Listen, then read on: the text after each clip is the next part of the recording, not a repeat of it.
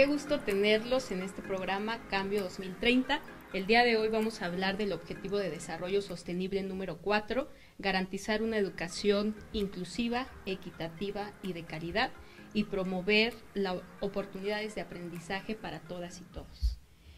Como nosotros pudimos ver alguna vez en el video de la banda Pink Floyd, de su canción emblemática de Wall, en donde aparecían una serie de niños enfilados directo hacia una máquina de desechos, producto de lo que se consideraba en ese entonces el fracaso de la educación, de un modelo educativo que había quedado obsoleto, puesto que teníamos profesores que se encargaban de ser autoritarios, de dictarnos horas planas enteras, y ello no redundaba en tener una educación de calidad. Este modelo pues ha quedado obsoleto, ha quedado en el pasado, y con la Agenda 2030 pues nos brinda la oportunidad de hablar de nuevos modelos educativos hacia pues una educación de calidad, equitativa e inclusiva. Lamentablemente pues en el mundo todavía hay muchos retos, existen 617 millones de jóvenes que carecen de los conocimientos elementales de aritmética o de niveles mínimos de alfabetización. Entonces, pues ello trae consigo una serie de reformas que impulsan un modelo en el que tenemos que entender que la educación debe basarse en 4 pilares fundamentales, que es saber conocer, pero no quedarnos únicamente en la acumulación de conocimientos, sino también saber a hacer, saber a vivir juntos y saber lo más difícil, saber ser, ¿no? Entonces, sobre este tipo de competencias, tú has vivido de cerca, Nidia, ¿qué nos puedes decir al respecto? Creo que hoy en día esta Agenda 2030 nos abre un panorama muy rico y muy competitivo sobre todas las oportunidades que tenemos los que nos dedicamos al tema de la educación, a poder generar nuevos procesos de innovación. Sin embargo, creo que no debemos pasar por alto también la realidad que vive hoy no solamente en nuestro país, sino en diferentes partes del mundo y específicamente Latinoamérica, ¿no?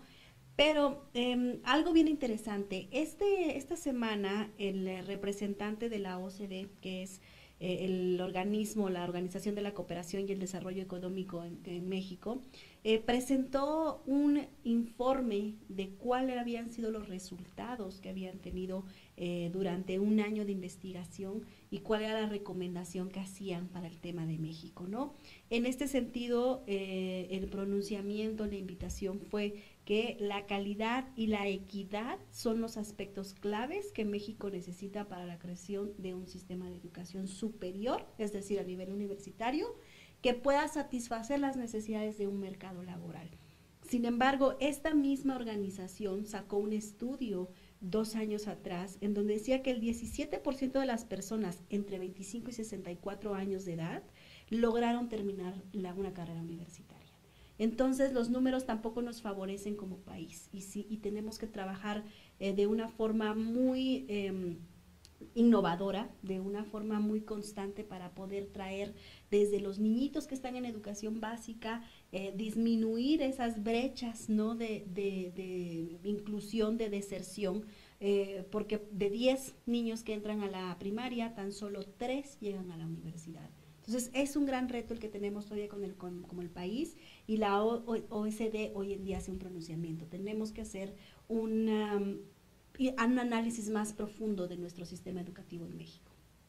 Así es, tenemos que estar conscientes de que tenemos que brindar pues un modelo que los jóvenes y los niños, las niñas puedan utilizar dentro de su vida laboral, ¿no? Estábamos diseñando mecanismos pues solamente para acumular conocimientos, pero a la hora de insertarse en un mercado laboral carecían de habilidades pues de comunicación, de habilidades de trabajo en equipo, y es lo que plantea precisamente el hablar de una educación de calidad. ¿Tú qué nos puedes comentar, Carla? A mí lo que me llamaba mucho la atención es que a veces tendemos a decir en México, o yo crecí escuchando, eres muy inteligente porque te memorizabas todo, ¿no? Cuando yo creo que debemos separarnos de este modelo y empezar a ser más analíticos, y esto lo podemos empezar a hacer desde que los niños están en kinder. En alguna ocasión tuve la oportunidad de convivir con una una danesa, y cuando yo le conté que a mí se me dificultaba estar en la misma escuela en la que ella estaba porque nos pedían que analizáramos, que criticáramos en el estricto sentido de la palabra, ¿no? Que refutáramos ciertas teorías, me decía que para ella era muy fácil porque desde que era muy pequeña, desde que empezó a hablar, le decían, ¿y por qué piensas eso? En lugar de que simplemente te dijeran, tienes que decir esto, ¿no? Entonces creo que también esta educación empieza desde cómo nos empiezan a formar las estructuras mentales desde casa, ¿no? Y también el sistema educativo muchas veces no nos ayuda, desafortunadamente, porque tienes 10 si te memorizaste todos tus apuntes, ¿no? Y muy pocas veces, al menos a mí, en las escuelas en las que yo estuve, me incitaron o me obligaron a pensar analíticamente, a tener mi propio criterio, a decir, bueno, este teórico, por ejemplo, en educación superior, dice esto, lo refuto con esto, pero yo pienso esto, ¿no? Y creo que se puede complementar de esta manera. Desafortunadamente fue muy poco. Creo que este es uno de los objetivos del desarrollo sostenible más importantes, no solamente para que seamos mejores personas, para que podamos tener nuestro propio criterio, sino también porque la educación ayuda a reducir desigualdades. Logramos igualdad de género y también podemos aspirar a una vida mejor, a mejores oportunidades, mejores trabajos. Nuevos contenidos que garanticen mejores ciudadanos, mejores seres humanos, ¿no? No nada más pensar tampoco o encasillarnos en un modelo que responda a las necesidades económicas, sino como bien lo comentabas, que los propios individuos a través del desarrollo en las escuelas, en las aulas, puedan encontrar motivación de vida, su rumbo, lo que aspiran a hacer, ¿no? A convivir. Lo que comentabas es muy importante. ¿Por qué? Porque hay contenidos que se replicaban sin estar actualizados. Actualmente, la necesidad de educar, por ejemplo, en materia de equidad de género, educar en cuestiones de sostenibilidad, implica hablar de que todo ello tiene que estar dentro de un modelo educativo de calidad, ¿no? Entonces, para reforzar esta idea de competencias, Nidia. Creo que hay muchas áreas de oportunidad donde se puede tomar este tema.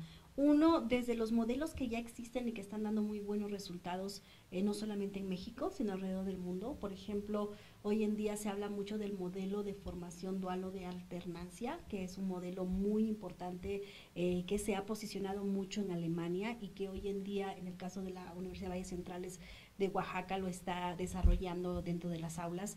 ¿Y de qué consta? Es cómo los jóvenes pueden tener mejores competencias alternando el conocimiento que adquieren dentro de las aulas, dentro de la empresa. Pero no significa como el modelo que conocemos de las prácticas profesionales o del servicio social o de las estadías. Se trata de que el joven es validado o toma las materias dentro de la empresa, pero a través de la práctica. Entonces, de esta forma, al joven, ya sea de medio superior, es decir, bachillerato o universitarios, pueden adquirir más competencias y pueden estar más sensibilizados sobre los desafíos que tienen hoy en el mercado laboral. Porque luego, lo que comentabas hace rato, ¿no? A lo mejor, si tuviera yo una orientación vocacional desde mis inicios a nivel básico, tendría más claro hacia dónde va mi carrera profesional y disminuiría de una forma considerable esta brecha o este desafío del empleo o del desempleo que hoy en día pues nos enfrentamos en nuestro país, en diferentes contextos.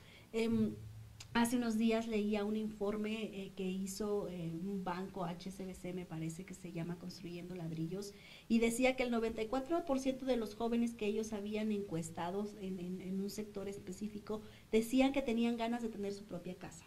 Pero el 60% no tenía conocimiento de instrumentos financieros ni tenía ahorros.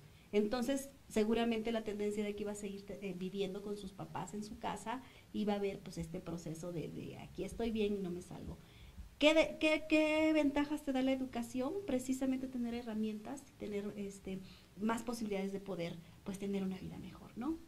Bien, y lo que comentabas de este modelo dual, pues rompe uno de los grandes obstáculos que tienen los jóvenes, que es la falta de experiencia, ¿no? Cuando van a buscar un empleo, ¿no? Con ello los acerca a la realidad desde que están utilizando o adquiriendo habilidades, conocimientos, y van a la par, ¿no? Ya no es tan lejano el hecho de la experiencia. Pero hay muchos otros casos de éxito que podemos nosotros abrevar para tener una educación de calidad. Tú traes un ejemplo a nivel mundial fascinante, la verdad. Sí, hace muchos años yo empecé a escuchar acerca del modelo finlandés. Siempre hablan maravillas de los países nórdicos, ¿no? Entonces me adentré un poquito más. Creo que la primera vez tuve que ver dónde estaba Finlandia y ya la vi ubicada muy al norte de Europa. Y bueno, el modelo finlandés lo que tiene es que ellos procuran dar igualdad a todos sus ciudadanos, en todos los sentidos. Pero en educación, por ejemplo, ellos empiezan, los niños a los 7 años, ¿no? Por cuando los maestros o el sistema educativo piensa que los niños ya son capaces de aprender, de concentrarse en un salón de clases, de enfocarse, y antes de lo que se encargan los niños es de jugar, de los 0 a los 7 años, ¿no? Ellos, por ejemplo, no tienen exámenes, no tienen este sistema de competencias que estábamos hablando antes de empezar a este programa. No hay un sistema en el que yo tengo 10 y soy mejor que tú por tener 10, o yo tengo 7 y soy más burro que tú porque tengo esta calificación. Por ejemplo, tampoco tienen tareas para la casa. Ellos tienen la ideología de que los niños por las tardes o ya fuera de la escuela tienen que socializar y aprender por medio de actividades de ocio. Si les gusta el baile, si les gusta el canto, si les gusta el deporte, que va ligado a lo que comentabas también de la orientación vocacional, ¿no? Yo les puedo decir mi caso, que era lo que les decía también fuera del aire. Si yo hubiera tenido mejor orientación vocacional, no habría estudiado licenciatura en comunicación, no me arrepiento, pero tal vez habría estudiado alguna otra cosa a la que me estoy dedicando tal vez ahora, ¿no? Entonces, creo que en Finlandia tienen esto, que empiezan desde que los niños son muy pequeños, que exploren otras actividades por medio del ocio, de su tiempo libre. Y lo que más me llama la atención es que tienen un sistema en el que ellos, la escuela y los maestros, pueden detectar si el niño o la niña tiene alguna dificultad en el aprendizaje, que siento que hace mucha falta, no solamente en México, sino en muchos países, ¿no? Que la salud mental también tome un lugar importante al momento de aprender. Creo que en estos días es muy común, algunos dicen que es una enfermedad millennial, el trastorno de ansiedad generalizada. Yo conozco a mucha gente de mi edad que la padecen tanto ansiedad como depresión, y esto no se toma en cuenta al momento de evaluar a las personas, a los alumnos. Entonces creo que también algo que hay que incluir en este objetivo del desarrollo sostenible es la salud mental, para que nosotros podamos adecuar el modelo educativo, la manera en que estamos enseñando, y pues ir al paso, ¿no? Que no por aprender más lento significa que podemos aprender menos.